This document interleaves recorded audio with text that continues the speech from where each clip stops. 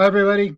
I'd like to talk a little bit about the chapter on sex and sexuality, and I want to just kind of distill it down to a few things that I think are important.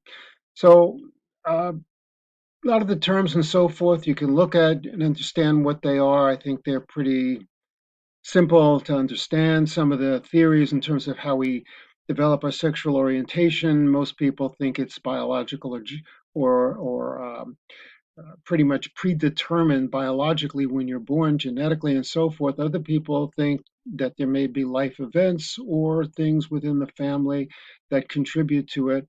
But you can look that stuff over, and if you have any questions, feel free to contact me. The thing I want to focus on for the video, however, is sexual scripts. Sexual scripts are defined as a kind of a script about how we behave sexually as men or women. And traditionally, there has been a double standard. There's been an expectation that men have a stronger sexual drive, stronger sexual needs. This has led to the double standard that men can have sex outside of a relationship and women are not supposed to. Certainly, going back prior to the 1960s, there was the expectation that women would not be sexually active until they were married, whereas it was more important for men to have prior sexual experiences. Now, this double standard has changed a little bit over the years, particularly beginning in the 1960s with the sexual revolution, that really made women aware of their own bodies and their own sexual feelings and normalized them. So prior to that, really women were supposed to be repressed. They were supposed to not really enjoy sex. They were supposed to have sex primarily to get pregnant and have babies, which meant in the context of a marriage, or they were supposed to be being sexual in order to please their male partner, not necessarily because they themselves were seeking any kind of real sexual enjoyment and pleasure. So we know that this is, an old idea and an old script, but as I said, there's still a lot of it that holds true today. So when you think about these scripts, and you think about this again within the context of this module, which started off with gender, and think about what role gender behavior plays in your own sexuality and how you think about sex, and traditionally in our society, how women have been thought of in terms of sexuality. Women have been seen as I said, not necessarily feeling that sexual, but they're told to act in a sexual way, which means that they can't be direct about their sexuality or their sexual needs. They are supposed to flirt. They're supposed to dress in a provocative way. They're supposed to send signals, but that the man is supposed to initiate. It's the man who takes charge in sex and initiates sex. Women were never supposed to initiate sex. It was considered to be really bad behavior in women. They weren't supposed to ask men out on a date. So this stuff changed. As I said, in the 1960s, the question is how much has it really changed across our society and within what you yourselves have experienced growing up? So when you look at those sexual scripts, and you think about, is this what you learned? Is this what you experienced growing up from your family, from what your parents taught you, from the world around you, how women and men have been portrayed on television and in the movies with regard to sex and sexuality and sexual behavior, the roles that men play versus the roles that women play? Is it really the same? Is it really equal? Or is there still some kind of double standard that exists? So again, writing your assignments, I mentioned that you can use gender really in talking about love and talking about sex now, also in terms of whether being male or female has an impact on how you define yourself and your behavior with regard to love, how you experience love, how you express love, what you expect from love. And the same is true with sex and sexuality. The simply being born male or female have a big impact on how you saw yourself growing up and developing as a sexual person, what kinds of behaviors were acceptable, what was expected of you. If you grew up with as a male, were you expected to take the initiative? If you didn't take the initiative, did that mean there was something wrong with you? On the other side of the equation, if you grew up as a girl and developed into a woman, where you expected that you were supposed to be passive and that your sexual desires were supposed to be expressed in a much more passive and flirtatious way. One of the real problems in all this, of course, is that it leads to miscommunication between men and women about sex. And so men will say, well, she was giving off these signals, and I know that she's supposed to say no because that's what women are supposed to do. But everything she was doing and all of her behavior implied that she wanted sex. Well, of course, that becomes a rationalization sometimes for a man to impose himself sexually on a woman where she doesn't want it. So this has created some of the complexities in our society today when we're paying attention to sexual abuse and sexual harassment, both in the workplace and on dating. So the bottom line is that a woman can be as flirtatious as she wants and do whatever she wants that might imply that she wants to have sex. If she says no and you don't listen, that's sexual assault. That's rape. Okay. Women, on the other hand, need to be aware if they're giving off certain kinds of signals that really are not what they want. So, for men and women both, it's important to be aware of what you're feeling, aware of how you're behaving and what you're saying, and to be honest with what you do want and what you don't want. A lot of colleges have started to change the idea of no means no to yes means yes, meaning that you actually have to ask the other person how they feel. Is this okay? And unless you get their okay, then you are crossing a line.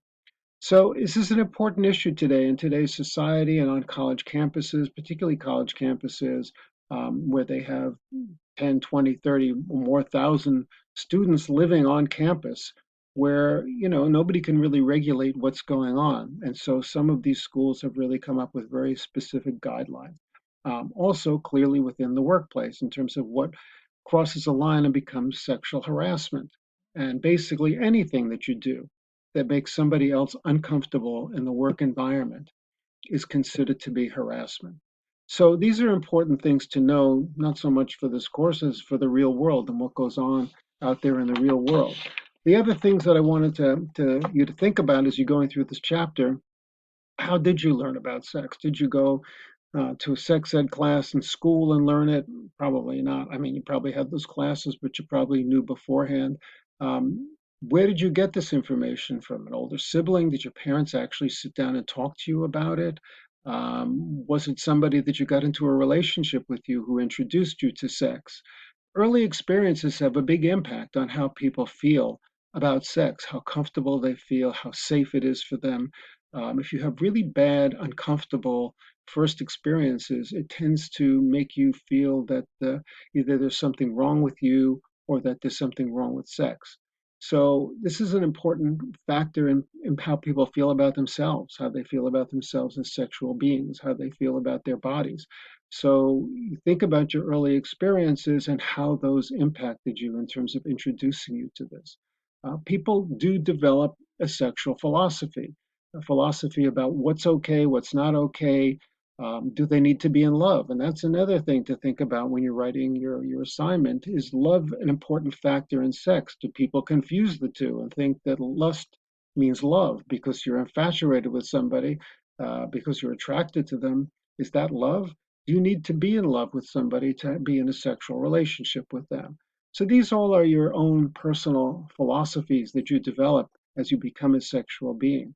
As you go through life and you get into relationships, and as you get older, your philosophy changes. The role of sex in your life changes in terms of relationships and in terms of marriage or long term commitments. How important is it? How central is it to being happy in a relationship?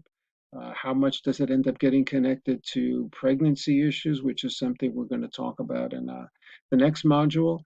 So you think about yourself, your own philosophy, how you develop this philosophy, how it has changed over time.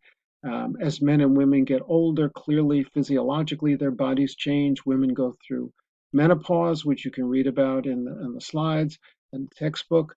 Men go through something that is similar emotionally, maybe, but not nearly the same physically. Testosterone is something that can be produced throughout your life as a male into your 80s and so forth. Men in their 70s still can father children, whereas women have a time limit, obviously, and go through menopause, which means that they no longer are producing eggs and can no longer get pregnant. So that typically happens around the age of 50 or so. So there's a little bit of a mismatch there. So some people think that leads men in their 50s to go through a midlife crisis, which is their version of menopause. So again, read through the slides. If you have any questions, let me know. The last thing I just wanted to mention here before I sign off is to look at the issues related to STDs and STIs. STDs, sexually transmitted diseases, STIs, sexually transmitted infections. The terms are used interchangeably. The important thing is to recognize that there's two basic types. One is bacterial, the traditional ones that people knew about for generations and centuries, syphilis, gonorrhea, chlamydia. They're bacterial, and as a result, they can be treated with antibiotics, although we're finding the overuse of antibiotics is now creating stronger and stronger strains of these diseases, which are becoming more resistant and difficult to treat with antibiotics. On the other side of the equation, however, we have viral. And we know, talking about the virus that's currently going around, COVID, that viruses are very difficult to treat. You can get vaccines that can stop you from getting the virus or are pretty effective in stopping you from getting the virus. But once you have a virus, it's very difficult to treat. Often these viruses stay in your system. So we know AIDS, for example, that virus stays in your system and may not be active for 20 years and then can be suddenly activated again. Um, Many people generations ago, not that far ago when I was a kid, got chickenpox. That chickenpox is actually a herpes kind of virus. It's in the herpes family. It stays in your system the rest of your life. And as you get older and your system isn't as strong in terms of fighting off viruses, it can suddenly become activated again in the form of shingles. So shingles is actually the herpes virus from chickenpox that gets activated later in life. So viruses are dangerous, difficult to treat. There are vaccines. So we have never been able to come up with an AIDS vaccine. We have a cocktail of antiviral medications that have been keeping it in check. There is now a hepatitis medication. There is HPV, which is now a vaccine that young girls are supposed to get, and now they're talking about for young boys getting. Prior to becoming sexually active, that can prevent HPV 90% of the more cases. So generally, viruses are really not typically curable. You can keep them in check, or you can block them from coming into your system. But once they're in your system, they're usually in your system for good, and it's a question of keeping them in check. Bacteria, on the other hand, can be eliminated with antibiotics. The last thing in there to look at is some of the sexual dysfunctions. A lot of the sexual dysfunctions are physiological. Some are related to aging and medications that you're taking for various chronic illnesses as you get older. Aging itself is really not the issue so much as disease, how you've taken care of yourself over the years. Obesity clearly plays a role, and I should, since we're a finesse class and we talk about nutrition and so forth in finesse, obesity is a major risk factor as we're seeing in COVID. It's one of the major risk factors. So when you're young, the kinds of things that you're doing now are going to set you up for later on in life. And that includes in terms of sexuality as well as vulnerability to certain kinds of illnesses and diseases. So give this some thought. As you're writing the assignment, maybe you can use gender as a way of talking about gender first and then how gender connects to how you experience love, how you communicate as a man or a woman, and how you see yourself and respond sexually as a man or a woman.